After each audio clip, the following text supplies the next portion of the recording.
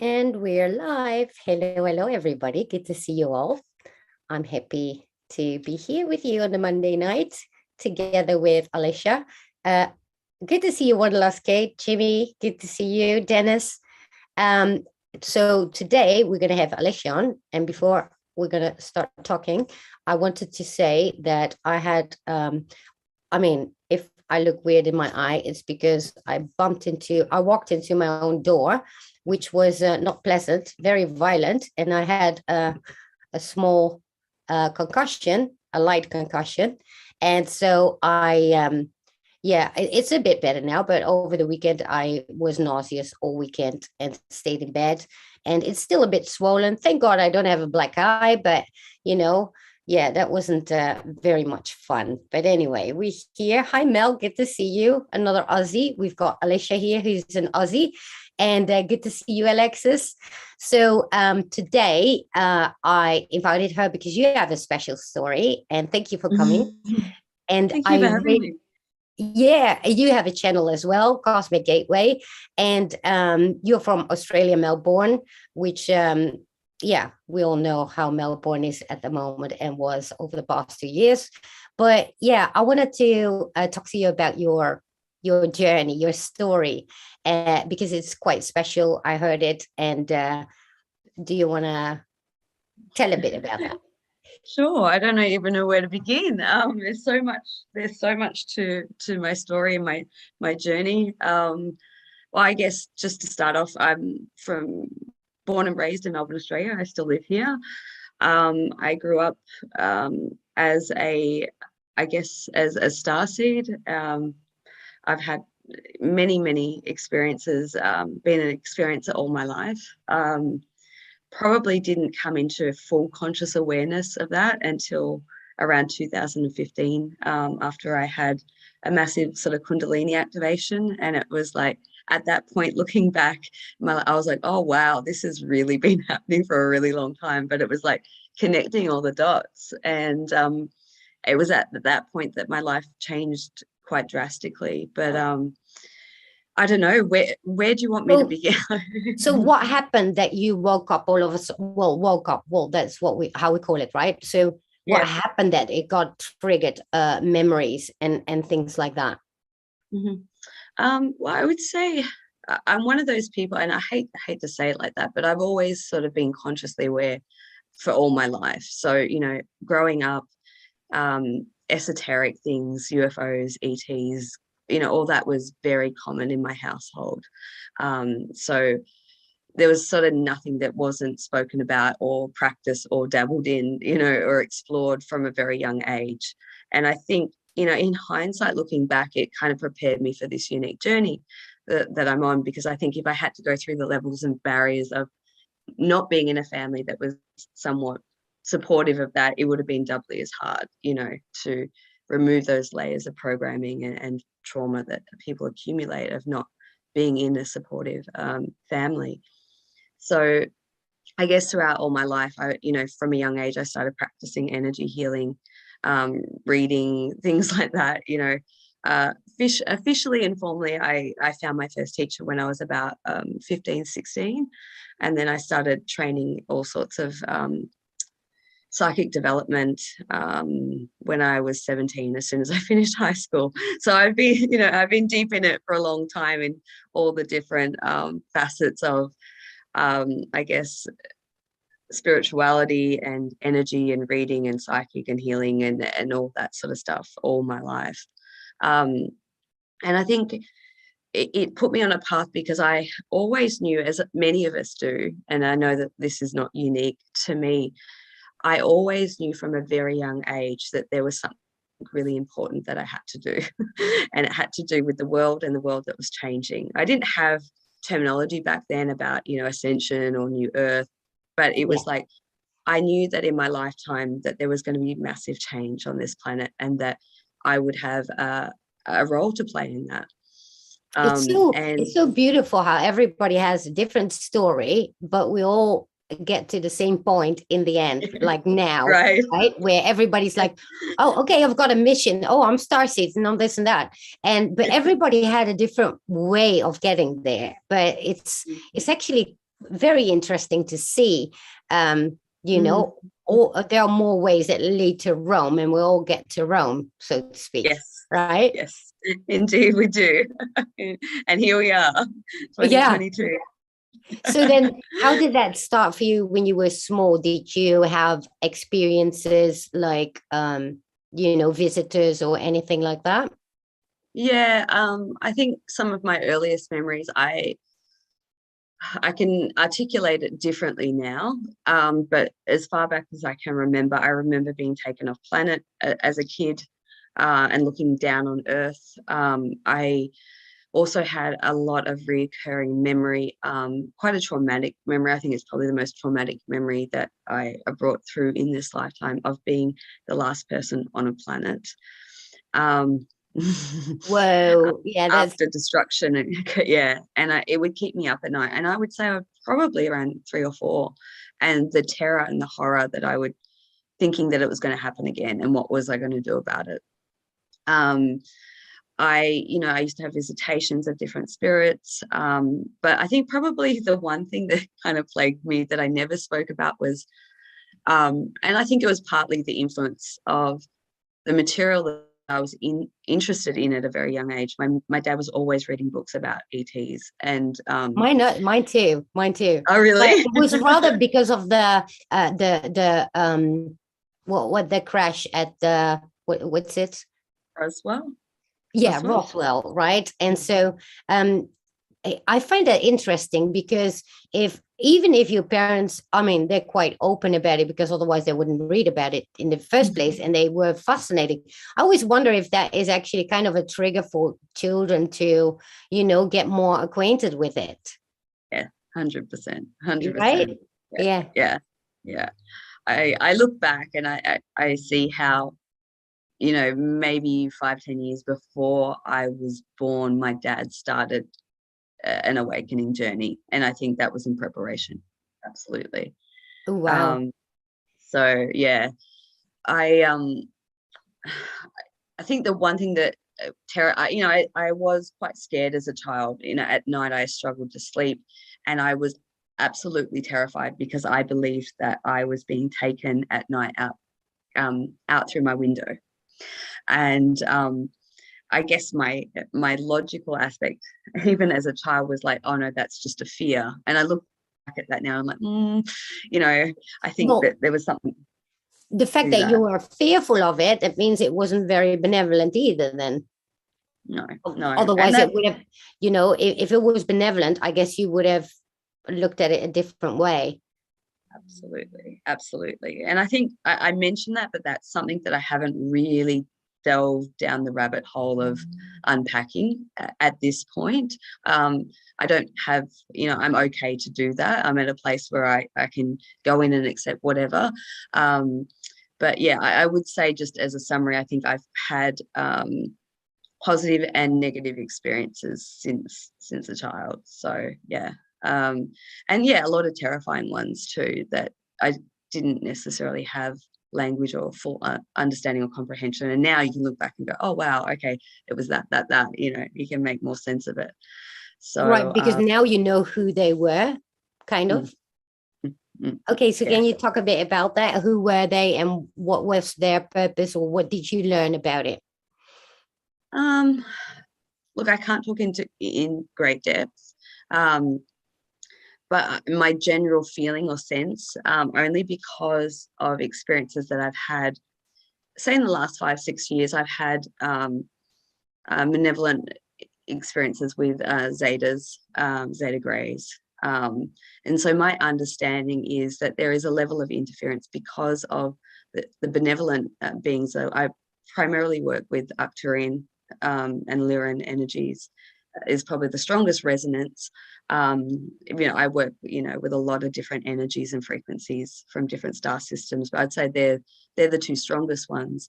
But yeah, I do. There has been a level of interference with Zeta Greys, and I understand it in the fact that they are not necessarily doing great harm, but they are going against protocol and universal law in terms of being curious about my journey and my path and what I'm capable to do in terms of working and bringing new children in, and light conception aspect of it, because of their races not being able to reproduce in the same way that other beings can. So I think it's more of a not necessarily imposing great harm, yet a curious component as to how other species can go through reproductive phase. That's my understanding of it. There's probably a lot more to it, but yeah, So that's then, if it's not by free will, then would you also get the protection from the benevolent ones that you know? Question. Yeah, that's a really good question. I don't, to my conscious knowledge, I haven't had a lot of interference late in the like second part of my life, but there is occasions where that happens, and I think ultimately I feel a great sense of protection that no harm, no serious harm will ever come to me. So when these situations do occur, I can understand why they happen, and there's probably two reasons to that. I'm normally doing work out in other dimensional realms in trying to dismantle harsher energies, as we all do, as our multifaceted dimensional aspects. So we're, far more than just our physical vessel. And I'm quite conscious of the work that I do in dream space. And so when I go into some of those darker places, I see it as sort of a backlash or retaliation for whatever I'm doing. And it kind of bleeds through. And the other way that other perception that I have is it is an initiation for me to stand in my power and my sovereignty, and to really reclaim my energetic boundaries, my personal boundaries, and grow in my own strength, so that and I think the more that you do that along the path, the less you have these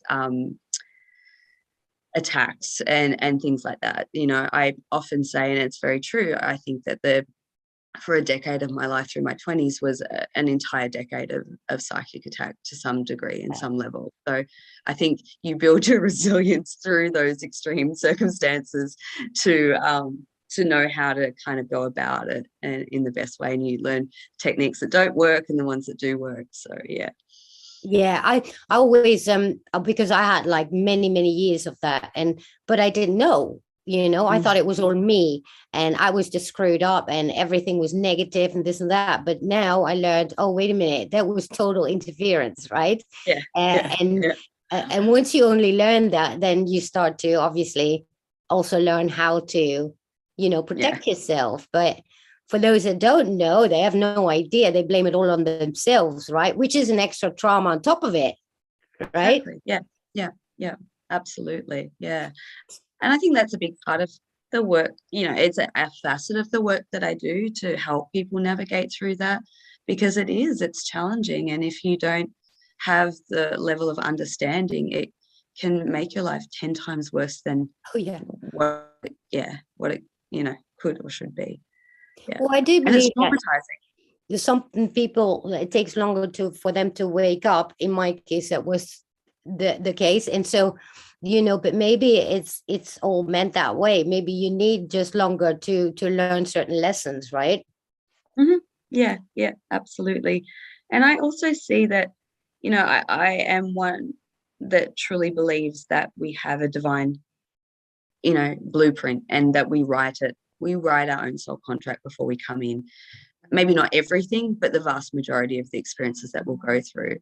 And I think that we design it, we craft it so magnificently and so intricately that sometimes we need to be in a slightly less conscious state so that we can actually have the human experiences that we need to, so that when the time comes, we can utilize all those skills and abilities that we've learned. If we're awake and conscious and aware and still working in a corporate job, say, for example, we're not going to be able to navigate those two worlds. It's going to be really complex. Right. So I think there's a divine orchestration to I like to call our wake up alarm clock, when it goes off, and then everything changes. Yeah, indeed. Hey, Alara, good to see you. And Sherry, good to see you too. I see some people there, John. And so then can you because you had this period, I believe that you also had kind of a mentor that helped you through your journey. Can you tell a bit about that? And I believe there were hybrids involved. Sort of. Yeah, I'll go into Children, that. yeah. Yeah. Yeah. So I've had many mentors throughout my life, formally and informally. I've been very, very blessed. I think, we write those characters into our script well and truly. So, I mean, as far back as I can remember, my parents were going to psychics and healers. Actually, I just found a tape of a reading that I got in 1991 from Oh, an wow. amazing, yeah. It's on a cassette tape. I don't have nowhere to play it, but Yeah. that was one of my first memories of a great experience that I had. And at the end of that, she said to me, do you have any questions? And I was like, what's going to happen in the world? Are we going to be okay? And I was paranoid about flooding, flooding, and what's happening in Australia right now, massive Right. flooding. So I guess I was tapped into different sort of components of what would transpire on a global scale. But sorry, going back to your question, my first teacher and mentor came in when I was about 16, and I studied with him for about 5.5 years, and I learned all areas of developing my psychic abilities, trance channeling, healing, past life regression, clairvoyant, clairsentient, just working and refining all those abilities. And I was very good at it, just naturally quite gifted at it. And I think that was very, very good for my confidence, because as a child, I struggled with weight gain and lack of confidence, and also the school system made my self-worth basically zero. Yeah.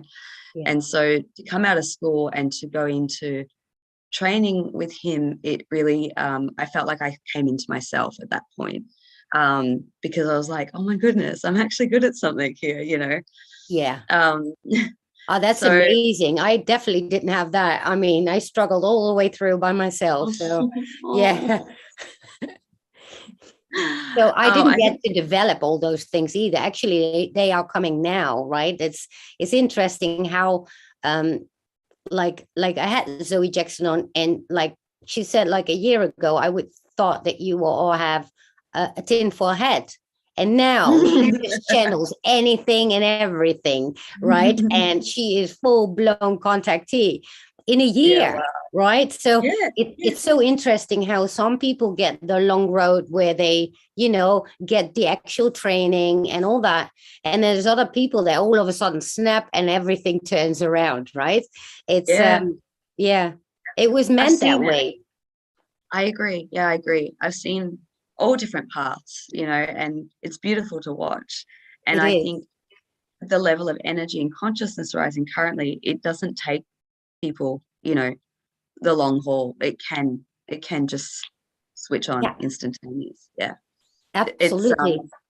it's much better supported these days. So yeah. Well, Um yeah, and I think because in your case, you just had that because it was meant to be learned earlier on. Although if I then see somebody like Zoe Jackson that all of a sudden in 1 year time, her skill, she has to catch up with the knowledge because her skill is so fast that she can't even comprehend it. And so I guess that it really doesn't matter because at the end we all arrive in Rome, right? Correct. Yeah. Yeah. Yeah. Absolutely. Yeah, absolutely. And I think it takes both types, because, I can navigate people through a lot of what not to do, through Right. that long path. I learned a lot of things that, I completely disregard now because they're so irrelevant. And, and it was kind of not the wrong way about it, but there's easier ways. I think part of my path is trying to find the easiest way, and disregarding a lot of the outdated teachings and And maybe it was techniques. actually your purpose to help other starseeds to come in there, in their space, right? Because those people are needed too. And you seem to be one of those that had the very early experiences, developed it early on, had support and everything. So, and that's great because, you know, those people are very, very needed. Yeah. And so, so then can you tell us how your journey went? Because you were telling your story on with God, I forgot it again, the name of the show that you were on. Starseeds Rising. Starseeds Rising. And I was really fascinating with your story. So yeah, go ahead. Just okay. Well, I guess I can fast track. I'll just to put the story together. After I left my original teacher, I found that I outgrew teachers very quickly. So I was always seeking a group or a community where I could learn new things. And I would go for a bit and then I'd be like, why am I here? Like, I kind of know this. And it was kind of the story of my life. But, you know, I took bits and pieces from everything. And I think that's kind of how I've developed and refined my skills, is like I've, you know, picked up bits and pieces and then sort of mashed it together and then come into my own realizations and my own knowledge and internal, you know, wisdom. But I really started off working with people, primarily doing psychic readings and past life regression. I did that for a very long time, but I felt something was missing. I wasn't ultimately fulfilled. And when I came into the awareness of what was missing was when I decided to go and study holistic counseling. And I realized what was missing was the healing component, because ultimately I can have all these psychic abilities, but I think to my core, I'm a healer and I work with energy, and that's what I do best. So it was kind of, that was when the start of the next part of the journey began. And I started to have visions and very vivid dreams and breadcrumbs about what my life's purpose and mission was really about. And all I knew at that point, that had something to do with children. It had something to do with like a high level soul connection. I'll just put it at that. I don't like labels. And, you know, and that, and creating, you know, healing modalities and helping people. That was sort of the framework. And I just wanted to get there. I was like, all right, got the download, let's go do it. It'll happen in the next couple of years. Oh my God, I laugh at my own naivety, honestly. And the windy path, you know, there's so much that you have to learn. And, you know, I'm just that personality type of like, right, there's the download, let's get it done, let's get there. But you know, it took me traveling a lot around sacred sites. And I did that for many, many years. And just the calling, like I would wake up from a dream and I'd know that I'd have to go to Egypt, or I'd wake up from a dream and I know I'd have to go to Peru. And my life was like that, you know. So then what would you experience going there? Would you get like messages or, you know, experience something of what happened there, or, you know, future wise maybe? I think it was more of a personal, like soul reclaiming, soul retrieval, if you will, in a way, and probably a lot of transmuting of my own past life traumas, I would say. I think if I was to go back to those places now, being a different person, it would be a different experience. Right. I mean, I had great times and great experiences, but I wasn't as tapped in as what I am now. And I found myself always constantly sick. So I think that I was physically purging a lot of stuff. And I did reclaim a lot of past life memory. I think it probably did a lot more than even what I'm aware of to this day, but it was a necessary part. It was definitely a necessary. Yeah. Wow, that's so interesting, because at the end of the day, we do need to, you know, get our own healing done before we can, you know, be in our full potential. And it's very interesting that you got called to these sacred sites as well, you know, to go through your journey. Beautiful. And it was the connections and the people that I met along the way as well. you know, a lot of soul recognition in people I just randomly meet. And it was quite magical. I mean, you know, that I look at that part of my life quite fondly, you know. It was freedom, ultimate freedom and exploration and learning and connections. So, I mean, Wow. it wasn't roses, you know, but, you know, I can look at it. It was a critical part. It was definitely a critical part. So, yeah, I guess fast forward to all this started. So I had a Kundalini activation, which was quite extreme it was around the 11/11 gateway of 2015. And I had gone through a lot of big life changes at that point. I'd ended a long-term relationship. I'd moved house 3 times. Like, you know, when you when you get on this path, the most extreme stuff happens, and it happens all at Oh yeah. once. Yeah. Yeah, it never comes, you know, singular. It always comes together. It's so, you know, those are the hardest times, but at the same time, you now know those were Yeah. also the biggest lessons, right? Oh yeah. Yeah. And there was a reconnection there with a soul connection of mine, and it was through that connection that I guess I would say I spontaneously tapped into a cosmic consciousness. And I guess that was part of the story that I hadn't anticipated. You know, there's key bits that some you can predict, and sometimes they can catch you quite off guard. And at that point, or everything switched on to a much heightened degree than I'd ever experienced before. You know, I've always been quite in, but it was just like energy and spirit everywhere. Like I couldn't, and I didn't want to shut it off. It was actually quite, it was quite fun, but I was very ungrounded, very ungrounded. Right. Yeah. But so then didn't you meet your soulmate there in that time? Mm-hmm, mm-hmm. Yeah. So that was a lead up of having dreams to point me there for many years. And that happened overseas, and I kept getting drawn back there into South America. And that's a whole other story.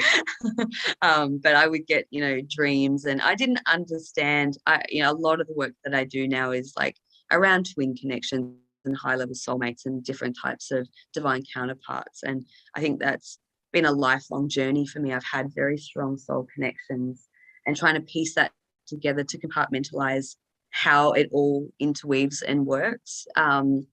And so I would say it's probably still to this day, you know, probably one of the most powerful connections that I've had, and most influential in this path and journey that I'm on. And yeah, it was through that connection that everything just kind of became much more acutely aware of what the path was. Even though I didn't have the full picture, it became a lot clearer. And it was around that time that I started having conscious contact with Arcturian beings predominantly. And I started having a lot of dreams about children, my children specifically. And Okay. I was like, whoa, this is, I mean, at the time I was looking to start a whole new life and start a business, and that was not in my realm of, you know, where my focus was at that time. But I knew that there was what felt at the time, there was this urgency of this is going to happen pretty soon. And I was like, whoa, I'm not factoring that in. So I'm just going to take precaution and just, you know, do what I need to do, basically. And the dreams happen nightly. And those children had been connecting with me, whether it be via meditation or dream state, probably for 15 years prior to that. So I'd been aware of them, had been aware of them. And yeah, it was around that time where I went through what I call an interdimensional conception. So with that soul connection that I had, we energetically merged, and then my body started to change and transform and take on pregnancy symptoms and the energetic component of being pregnant. So it's been yeah. Wow. And then what happened? So So this has wait, been so you knew you were pregnant? I knew initially, I knew something had changed in my body. I didn't know exactly what had happened. And there was just so many signs and synchronicities and downloads. And I kept getting shown a lot of signs around immaculate conception. Because that was, at that time, that was the only terminology that would describe that was in my consciousness. But Right. not being religious, I really didn't know much about You the wonder, story. oh, that like the biblical way of immaculate, I mean, conception is probably the exact same thing, right? Because what else would have Correct. been, it's just that, I guess they didn't know how to word it either. Yeah. And so I use a lot of these words interchangeably, interdimensional conception, like it depends on people's framework and, what they understand. But I do know that there was a high level of galactic, and still to this day, high level of galactic involvement, benevolent galactic involvement, because I was taken up on ship prior to that, interdimensional conception that I went through. So I feel that my body was being prepped on the ships to go through that experience. So did you do a test, like an earth test, so to speak, just to know? Because, I would. Yeah, look, tests come back negative. Actually, the ones that you can buy in the shops. I did go and see a gynecologist, and she did an internal examination. She said, yes, you are. Now we just need to get blood work. And the blood work came back inconclusive. And I just knew at that time it was not to go down the mainstream medical path. What I was going through was far beyond outside of that paradigm, and it was only going to cause more confusion, and be more destructive to me. And I think also because I've always had an aversion to mainstream medicine Yeah. anyway throughout my life. It was just like, I'm not going down that path. But I sought out, acupuncture, like different types of alternative practitioners, and they could all confirm it through their own modalities. And I went to Wow. see some midwives and things like that, and they all came to the same conclusion. Yes, your body is taking on this, but there is a high level of energetic component to it, of which we've never seen before. Wow, um that's amazing that you actually get the confirmation, like the mm, earth confirmation, right? Because that's what it yeah, is. And so did yeah. you go through that whole pregnancy for the 9 months? Oh my God. So in the beginning, I was so naive. I spent the first 9 months thinking that it was going to run in a linear. And I was like, I'll get this process out. It was very traumatic. It brought up all my fears. Like during that time, I lost everything in my life. Wow. And it was a horrendous dark night of the soul. And I often talk about that time of like literally in my house staring at a wall for like 6, 7 months, just trying to grapple with my own reality because it was so conflicting in terms of I can't deny what I'm having external validation. I can't deny what I'm feeling within my body, yet my mind can't comprehend how is this happening? And especially how is this happening if it's meant to be so divine? Why is my life falling apart? I Yes. just And couldn't so come to. did you get And answers to that? sorry, Did you get answers as to why that happened? I did, I would have these momentary enlightenment moments where a message would come through. But because I was in such a dense place, Mm. working through all my shit, it was hard to get a clear connection at that time. And so I had just assumed it would take a linear 9-month process and then I'd be done with it and get on with my life. And how wrong I was. Oh, wow. um, What happened?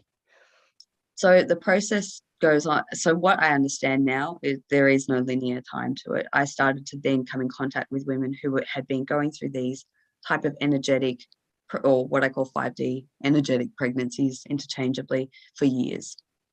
Oh, wow. Um, and when I came across that information, I broke down. I was like, I can't, I can't do that. Like I have, there has to be an end. There has to be an end to this. I have to get on with my life. And I think breaking down the understanding of there is no formal official end time, end date, due date, I had to lean into this unknown, this uncertainty. Wow. And so then how does that work? Because your whole body responds to it in the same way it would be a 3D pregnancy, so to speak. Does it? Yeah. So how is it? I'm trying to find the best way to explain it. How my body responds, yes, it does in a 3D sense and capacity, but it changes and oscillates depending on my frequency. So I can go through feeling very heavily physically pregnant, and then I can go through phases where I don't feel it at all. Like the physicality isn't so present, and it's more energetic, and it goes in and out constantly, depending on my. How about hormonal? Same. Horrible. Yeah. That's terrible. And you get nothing in return, sort of, right? Because it's not 3D. Well, my understanding of my own process is that eventually I will give birth physically in 3D, but it won't be until a certain time, and I just have to continue on with my life and do the best that I can. I was given a very, very vivid, specific dream in the beginning, and I was shown very key things that were happening in the world, and that when those things occur, that would be the time that I would give birth. Wait, so you still have to give birth to it, or is that there are multiple, and so they take you and you deliver, and then it starts all over again? No, I believe that it's still the same souls. So it's not a multiple thing, not in the cases of some of the hybrid programs. It's a process within myself of my own ascension. So as I go through the transformation and incorporate more light and hold more of my vessel, I'm able to bring this pregnancy into physicality, into Oh wow! So then, wait. So then, how does that even work? How long has that been going on, and why is it that long? Because at a certain point, obviously, I don't know how that works because it's not 3D. So I'm trying no, to. It's not. I'm trying to understand how that works. You're doing great. It's such a mind effery, and it's very hard to comprehend, even for myself who's going through it. It's taken me years and years to get a grasp on this, and at the same time trying to help and support and mentor other women going through it, to the best of my ability. And I don't know everything. I learn every day bits and pieces, and so my understanding of it in a general sense is that myself and women like me, I'm not the only one, we're being prepped, our bodies are being prepared energetically and physically and on all levels to be able to embody the frequency of these high vibrational children that wish to come through. Right. Which is a part of. That means if you would get pregnant in the 3D, it will take on also that 5D aspect of maybe. Quite possibly, yeah. There's a couple of things that I've felt that need to come into place. So it's really about preparing the environment, myself, of course. But I also think it's part of the energetics of the planet as well. I do know of women who have given birth to these children, and in an earlier time, and the children who have been born haven't been able to survive the density of the planet and have chosen to go back to source. And I guess they, as heartbreaking as that is to the women who've gone through such an epic, extreme journey of carrying and incorporating light for so long, and then being able to give birth, and then the loss of that child is devastating. Absolutely. But when we're working with beings that some have never been in physicality before, it's such a complex process. Because from this perspective, it's kind of trial and tribulations. The question is, do women know that? Or are they, are they processing the loss of that child differently than it would be, like a regular 3D type of Yeah. thing? Yeah. I mean, most of the women that I'm in contact with who've been going through a similar journey or have been, they're quite conscious and aware of the process that has taken place. Yeah.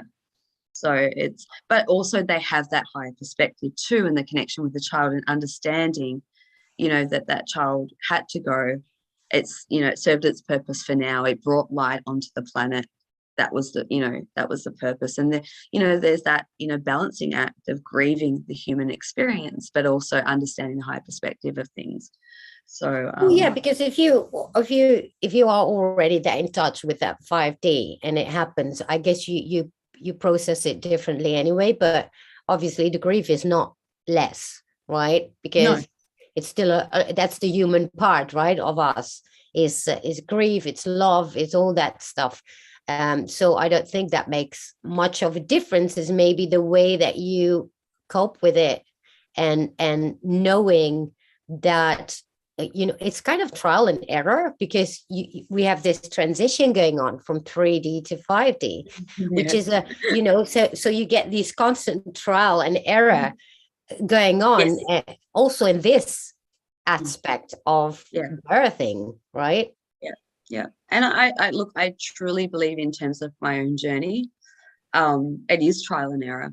I have beings that work with me constantly. I know when I'm being worked over, and they work with the genetics of my children and my body and my frequency and my physicality. That's, to be honest, that's the only support that I have. Up until now, I've recently made some beautiful connections of women who can support me from a physical level, which is amazing, and very rare to find. But I do believe that, obviously I wrote this in my soul contract. This is the part I completely had amnesia to. Would I do it again? Probably not. I don't know, maybe. But I do think it's trial and error, because, I think Hang on, your it's so sound. dense. Oh, your Sorry. sound. Yeah. So we get here and it's so dense, and we oh have God, so much yeah. interference and all these things that we hadn't factored in. Yeah. So I would like to believe that maybe it wasn't meant to go this long for me. Maybe it was meant to be quicker. I don't know. I don't know. I can't answer that. Divine Fractal says, is this non-3D pregnancy good or bad? It seems against her free will, but not damaging. And also, she says, so would having higher D babies maybe cause no 3D babies to happen in a woman? I don't know, maybe both is possible. Because once you get these higher density babies, then, you're over the 3D baby part kind of thing, I guess. I think there's so many different parts, and I've spoken to so many different people who've had, varied experiences. Some of them do birth astrally and don't go through a physical birth. There is that component too. Absolutely. I've met many women who've gone through that. Yeah. I think my journey is different. And I think the only way, is to really know yourself and your own journey in terms of how to navigate through. So then, do you think actually, because there are these babies being born in a different realm, because they are meant to be there for that purpose, but then at the same time, because the version you telling me is something I haven't heard of yet, and because I thought they would all be born then, in that other realm, and also in your case, but that's not the case. Then you're going to be staying in that state until you actually birth here on Earth. Yeah. Wow, that's tough. You're kind of a guinea pig. Yes. Right? Great way to put it.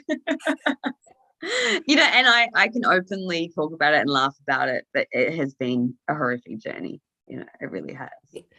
Then you have these symptoms like all along, because you don't have children right now, right? No. Thank goodness. Oh my goodness. Yeah. I have two fur babies. I have two huskies, Oh but yeah, fur that's babies. enough. I stick to fur babies.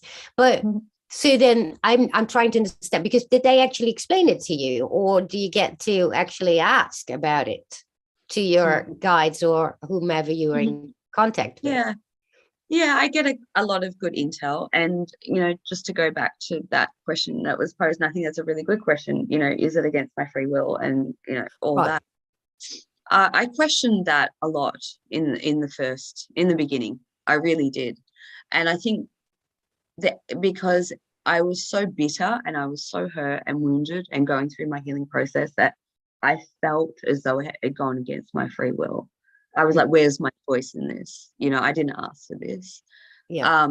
Until I came into a higher level of awareness and consciousness. And it was like, my understanding is that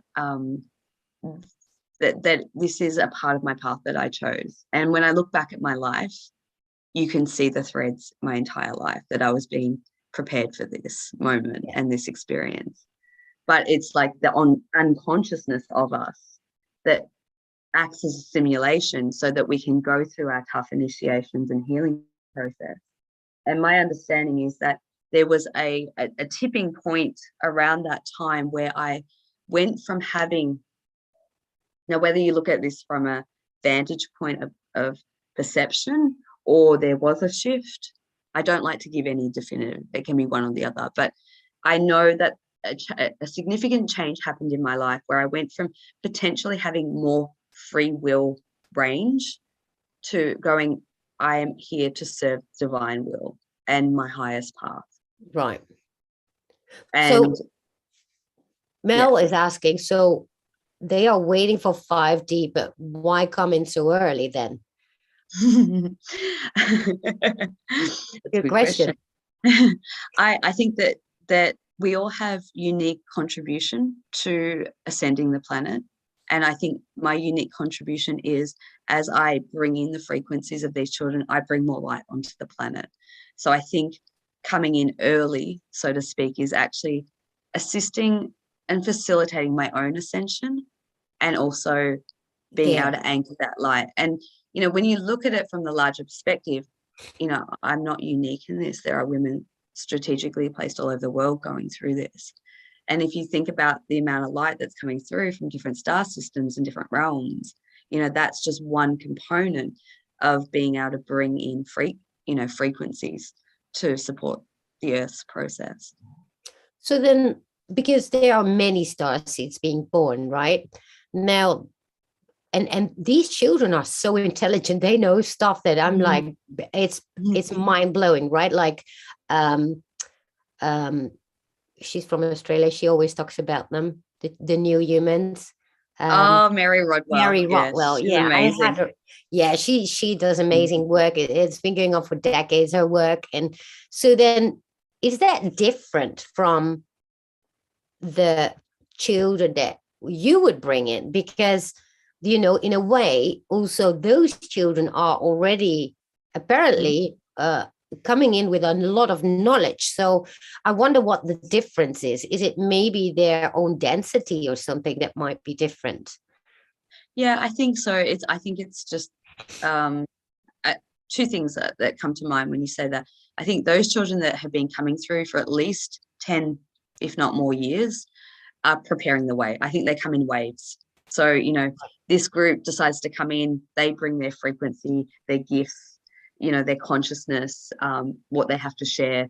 And then it sets up for the next wave that have maybe just a slight increase in frequency. And it happens in a layering process, is how I see it. So these children probably will have children that are, being born like 5D, just because they already Possibly have everything set, for that. But obviously there need to be, a start, and you're one of those with many other women that actually have this kind of experience. So there are so many layers to it.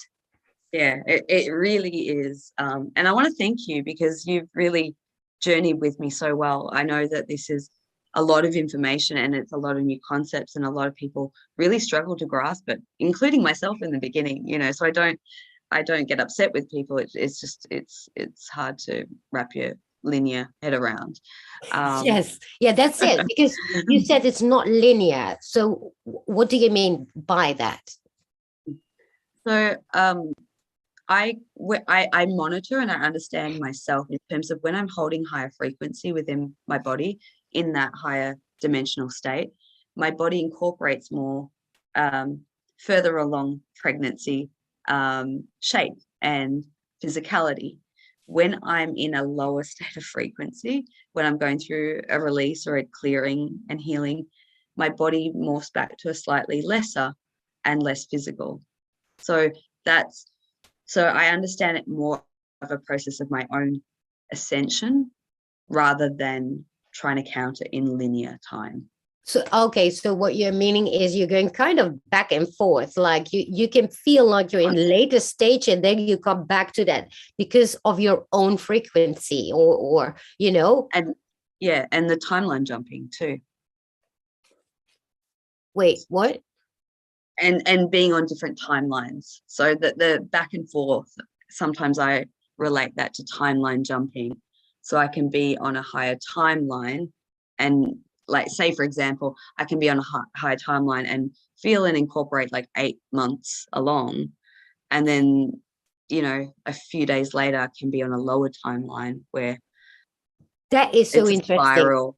It's not linear, it's a spiral. I was just thinking of that this week, but in a different perspective. So without the whole pregnancy, I do feel that we're constantly jumping because one moment I'm like, oh my God, it looks so dark. This is never gonna.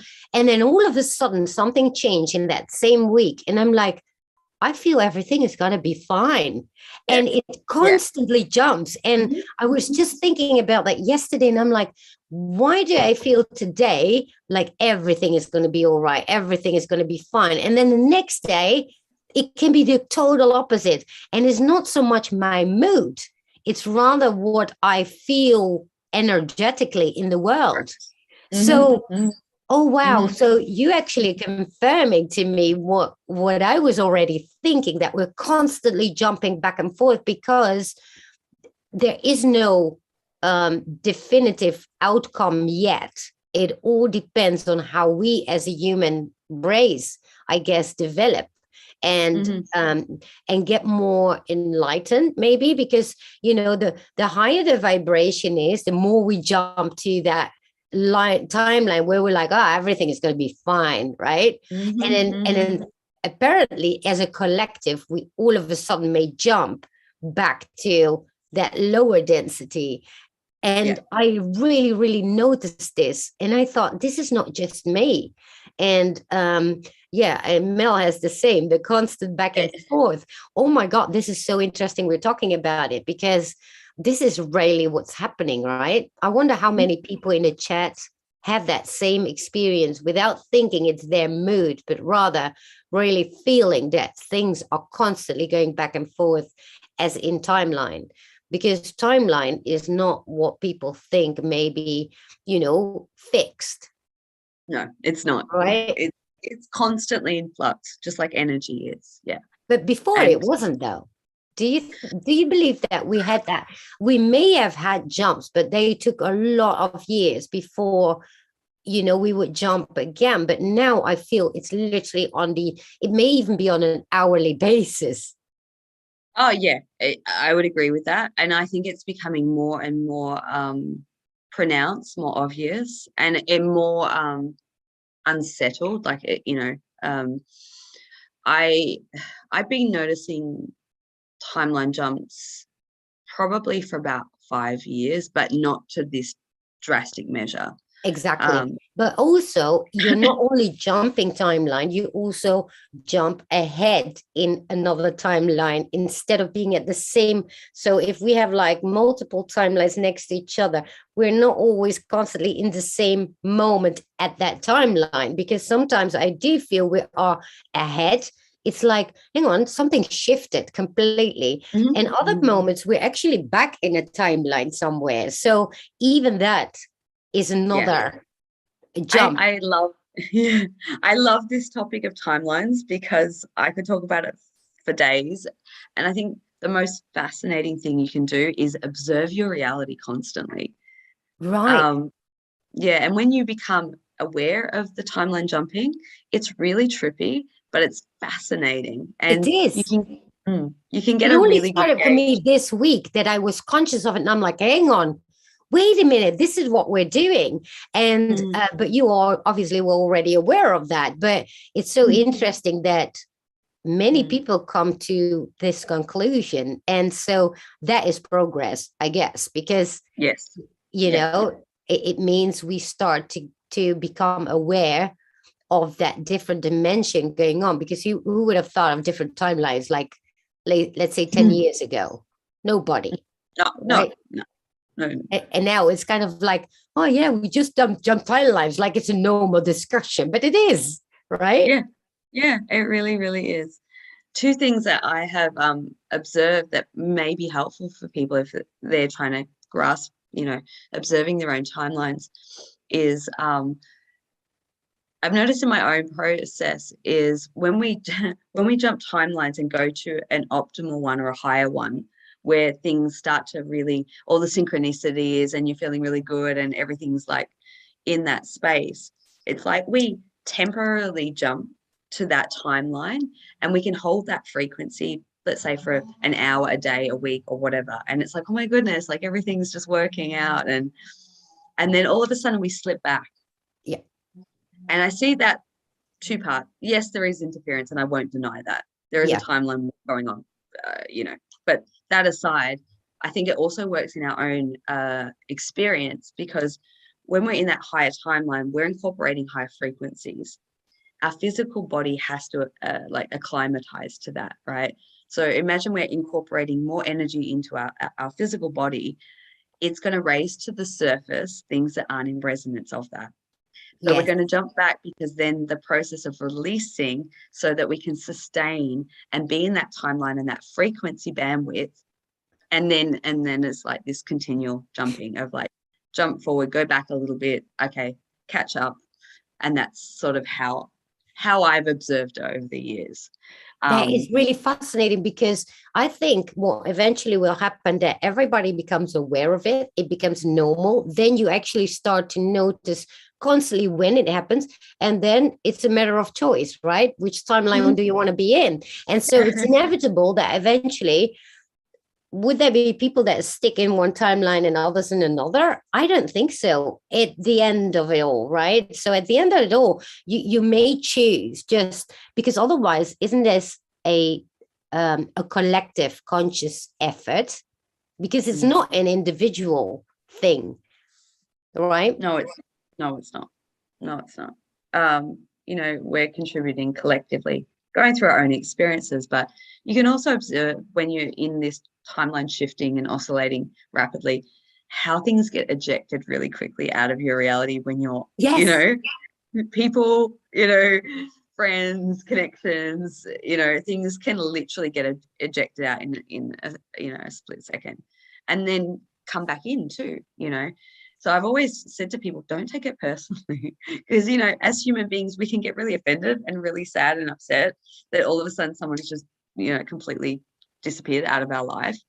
Well, but the same happens actually, like if you look at the media, right? And then I see everybody being upset about something in the media. And I'm like, a week from now, everybody has forgotten about it. So why should I actually be worried about it? So in a Don't way, that whole media thing, they are helping us understanding this and letting go of these emotional hijacking, because that's what it is, right? And then we get to actually control ourselves where we want to be. And so with what you say is very interesting, because all of a sudden I see the bigger picture emerging here in how this works and how we do get to that point. It really doesn't matter what's going on and what's happening, because tomorrow and next week everything can be different. It can be different in 2 minutes from now. And also because it is a collective effort. So at the point that we all are aware, right, that we're constantly shifting these timelines, and then all of a sudden it becomes less frequent. Why? Because we're all starting to go with that one timeline that is ideal for everybody, because that's how everything balances out. And there will always those few that actually cannot keep up with that timeline and be in there. But then again, that's exactly how everything balances out, right? Oh Yeah. my God, that was such a mind-blowing a realization all of a sudden. That's awesome. I just realized that now. I mean, I kind of knew it, but it's just when it hits you, like, oh when my it drops God, in. Yeah. everything is relative at this point. Yeah. Wow, that's amazing. That's amazing, because you started about your pregnancy and about how it's not linear, but it literally is with everything that way right now. Although in your case, it's either the suffering, but on the other hand, when you are in that higher vibration, that whole pregnancy thing is also giving you probably a good thing, or well, I can benefit. honestly say now that I don't go through suffering with it. I did for many years, and it was necessary for my own breaking down, Right. and rebuilding of myself. But it's gifted me so much, in terms of, I know and understand and can read timelines based on monitoring my own body and what it's doing. I wouldn't have been able to get that insight. And like I had, similar to what you just, that appeared, like one day I just got it and I was like, oh my goodness, it makes Right. sense. And it also gives me indications to read the collective too, based on my own experience. Yeah. And it can help me serve better in the work that I do, so it through the heartbreak, and this goes across the board, doesn't matter if you're on a unique pregnancy journey or not. The heartbreak and suffering is all for a greater cause and ultimately serves us, so that we can empower ourselves and then support other people as they go through similar journeys, or we have knowledge and wisdom that we've gained through that we can kind of so Then would you say that because when you notice being in different timeline, where, for example, when I think, oh my God, everything is going to be fine, is that as well like kind of gouging what the rest of the collective is also thinking? Well, it must be, right? Yes and no. I feel like we take it in shifts. I feel like there's different collectives and groups. So, there'll be a group that are in the high timeline and trying to anchor the solidity of that in. And then there's other ones that are in the lower one, like purging and clearing to be able to get there. And then there's the ones that are more neutral. And, when you go through that space where you're kind of indifferent to everything, you're like, yeah, whatever. Yeah. And so I think we all work as a team collectively through shifting the collective timeline to the most optimum of where we need to be for humanity to go through the full ascension process.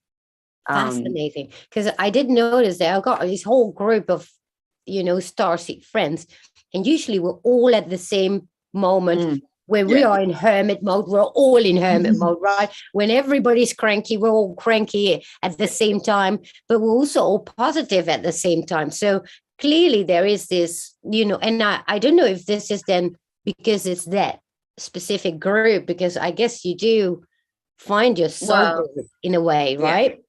Yeah. And I find that the people that you're closest to, that you're in most sync and resonance, you will go through the same phases and stages as each other. I only know that we're spread all over the world, so it's not like we're physically close. I just know them online, and yet, right, it all happens at the same time for us all the same. Yeah. I only know because when I post on social media, I do like updates about the energy and what I'm observing, and I can just read from the comments. I can see the different groups. I'm like, oh, you're in the high vibe tribe, you're in the trenches. Okay, cool. Yeah, right. And it just, for me, it's like years of just observation to kind of get these sort of frameworks for my human to understand it. Wow, that's so fascinating, because now I will actually look at it as well from a different perspective, because I obviously looked at it from the 3D perspective. But if you look at it from, the big picture 5D perspective, it becomes so different. Wow, I definitely learned something here today. I hope everybody did, and some of you already knew about this, but I'm completely right, kind of flabbergasted that it just hits me how profound that is. That's awesome. Yeah, I'm glad that that you've been able to get that from that perspective. Yeah, so where do you see it going from here? Because obviously we cannot predict anything, because this is why we jump these timelines, right? But do you have a feel for it? Don't even try. I don't even try. Even in my work and when I do like readings and the energy work, like I very clearly state that if information comes through, I'll always share it, but I'm never going to predict timelines. Like I'm reading a timeline and a possibility, but I think it's impossible to predict anything with certainty and accuracy at this point while we're in this transition. But I think that it's my general feeling. I think that things are going to be a lot more turbulent and crazy between now and Easter. Right. And I think, and I don't know specifics, but I mean, just basically looking at the craziness that's occurring for the purpose of waking more people up rapidly. That's by design. I think something around Easter will kind of we've got equinox, we've got Easter. I think they're key indicator dates where either more light comes onto the planet, or we have some sort of I don't know, something happen on the world's scale. And I think moving beyond that, whether it's just for me and my tribe, I don't know, but I think things are going to start to formulate more balance, moving sort of beyond May, and I think we're going to be in a very different world come September. I truly feel that. I truly believe that. Well, it's been interesting anyway, because if you think where we 2 years ago, where we were, we wouldn't have thought we would have been here now where we are. At the same time, I decided, ever since I decided, well, I'm not going to participate with this craft, right? It literally works. You can choose now not to participate in all the frenzy and chaos going on, and just live your life on your little timeline island, right, until it's all over, and then you can participate again at will. And I've noticed that is actually possible. Yeah. I always say to people, like, don't feed timelines unnecessarily. If something's triggering you, utilize that as a gift and work with it in your own process. But don't get pulled into the narrative unnecessarily. Like, it's really not worth it. Well, yeah. And plus, you actually participate then in this constant jumping of timelines again, because, your vibration goes up and down and up and down. And instead of choosing, I'm not going to participate in this, you stay neutral. And I do believe more and more people are capable of doing that, which then eventually balances out where we're going to end up. I do think so. And being a universal 6 year in numerology, 222, I've always said, as a general overview of this year, that the first portion, I don't even put time frames on anything, the first portion of this year will completely dismantle anything that is not of a vibrational 6. So love, balance, harmony, relationships, home, family. There will be, it will rattle everything so that we can get into that vibration for at least the second half, if not earlier, individually and collectively. What I do see is that the truth is coming to the surface for everybody now, not just those that are awake, right, but also those that are fully asleep. Are starting to, it's becoming mainstream now, the truth. And that's what I see from day one. It's like, isn't it beautiful? Right? As soon as the new year started, everything started to change. It was a total shift, which is really weird, right? Because, you wouldn't think it goes literally by, okay, Happy New Year, boom, everything changed. But it literally went like that, right?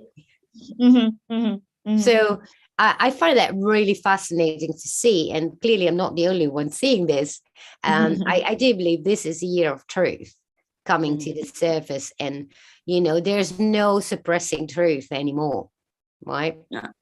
No, it can't be suppressed anymore. I think the higher energies that come in just push to the surface all the unseen. And I mean, I'm not an astrologer, but I like to incorporate every facet, because that's how I kind of come to my conclusions. When we had the shift of the nodes going from Taurus to Scorpio, as soon as I looked at that transit, I was like, oh, Scorpio, that is going to be all the dark shit that humanity has not wanted to look at, sex trafficking, like all the stuff with the children, like that is going to bring up, SRA, all of that to the surface to be healed. Yeah, that's becoming very mainstream now. I see it here in my country, we have politicians actually demanding to be investigated about the SRA. And then the opposition is completely shutting it down, right? But they cannot shut it down. It's already out there now. It's been mentioned. People are like, wait, what is that? Right? Those that don't know anything about it, they're like, wait, what does that mean? And they start researching. But, it's, and Jenny says it already started in 2012. Sure, it did. But, what you see today is it becomes so open, because otherwise the whole point that people stay asleep is because it was hidden, right? Yeah. And there's no stopping that.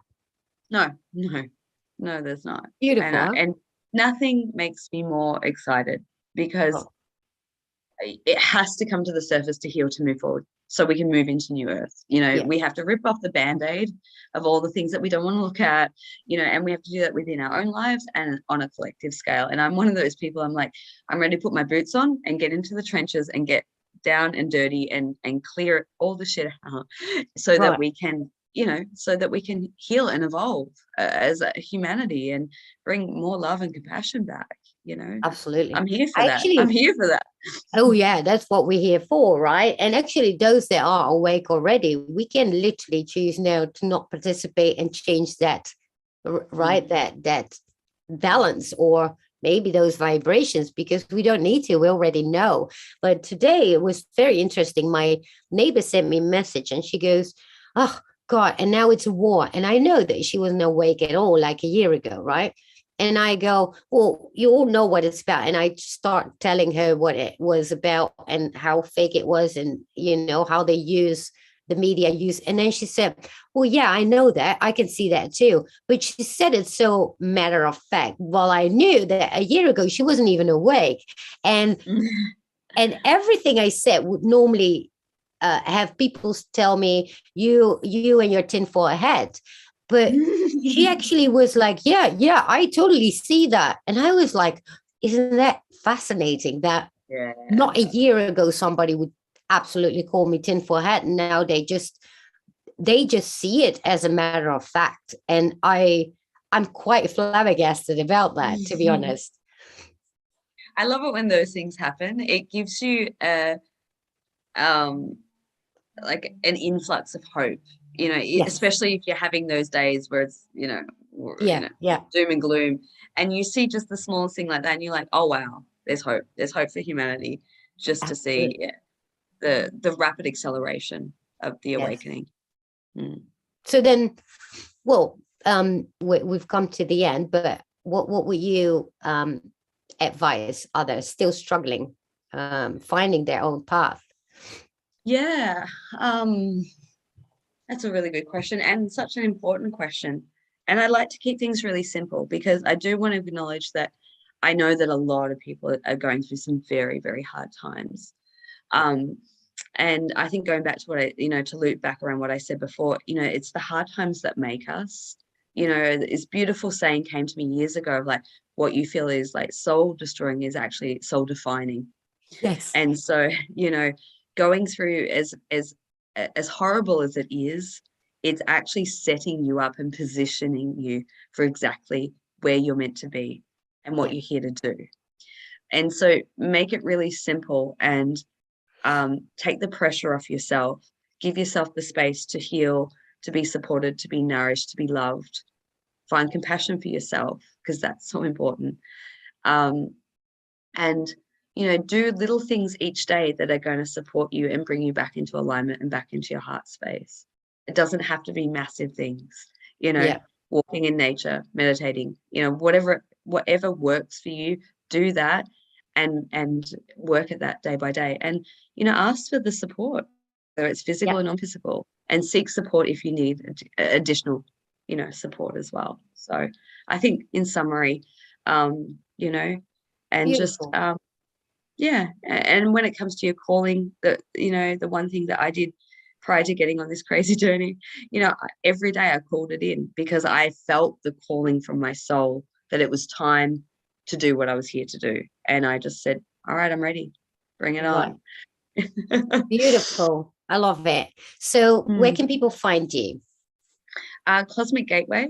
So cosmicg8way.com. And also newearthchildren.org is my new website, which I'm sort of specifically for women and divine connections and things like that. So I kind of have the two worlds, but either or people can find me, and on all social media platforms too. Yeah. You have a YouTube channel as well. Also, I have a link tree in the description for those that want to find any link that or platform that she's on. So thank you so much for being here. I love that. We actually need to do another one because there's so much to cover about this, right? And Yeah, there's a lot. right, it never ends actually. And so thank you so much for being here, and thank you for the chat. I will be back on Monday with Matthew Mornian, so that's going to be exciting as well. And I hope you all have a great week, and thank you so much. Peace Everyone. out, everybody, and be kind.